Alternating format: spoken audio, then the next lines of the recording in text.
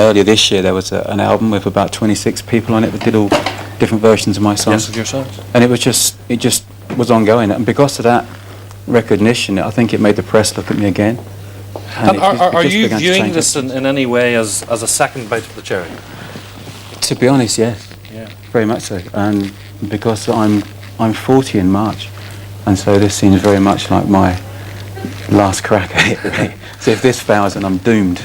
But I mean, well, doomed, like fame and fortune came early to you. At the age of 21, you came and went early. Well, I mean, it was reported that you had made something like £5 million in the first 2 years of your... Yeah, they say that, yeah. Well, it must have been a few bob then. Yeah, I made a few bob, yep. And where did Spent quite a few bob more. Where did it all go?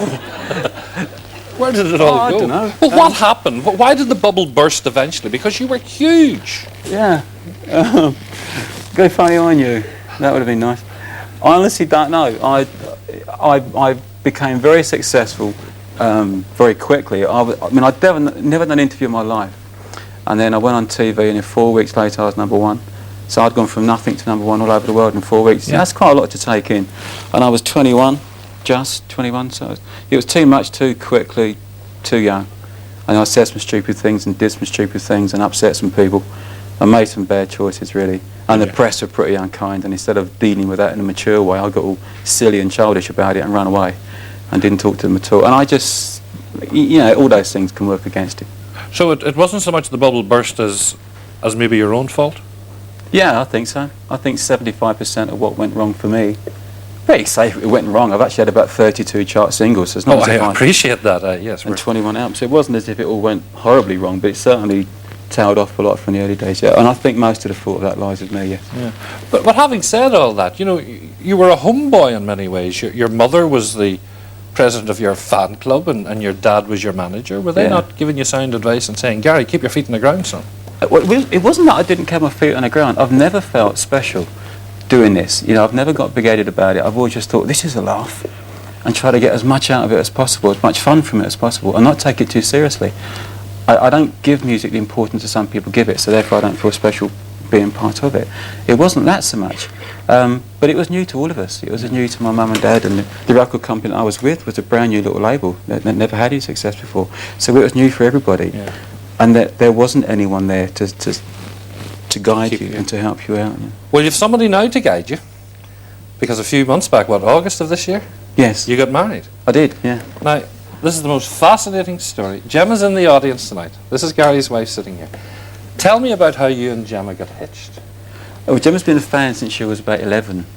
Not that I was aware of her too much then. Yeah. You understand? Yes. It's important you understand that. It wasn't until more recent times. In '92, I'd known about her for a while, but it was to just say hello to her and sign stuff, that kind of thing. And you would see her at your concerts and various things? Yeah, and at air shows. You come to air shows to watch you fly. So because you're a flyer? Yeah, display pilot. And in '92, I started to speak to her a bit more because I noticed that she was very upset one night, and I was talking to her.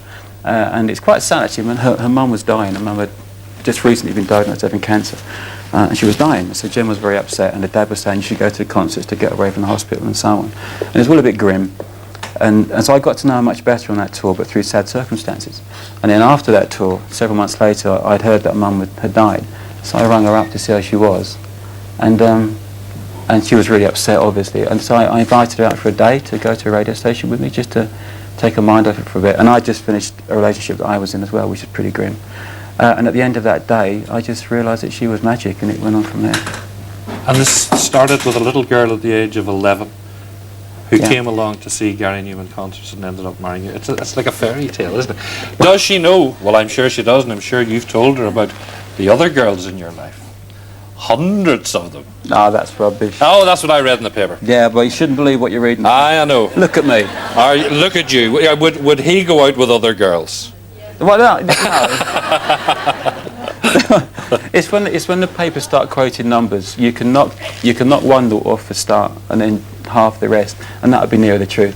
They pluck them out of there because it reads well. Of course they do. And it's rubbish. Rubbish. And I've not been doing that for years. And the little bit that I did, I'm not proud of at all. Very embarrassed about, and don't talk about it now if I can help it. All right, I'll not even talk anymore about it.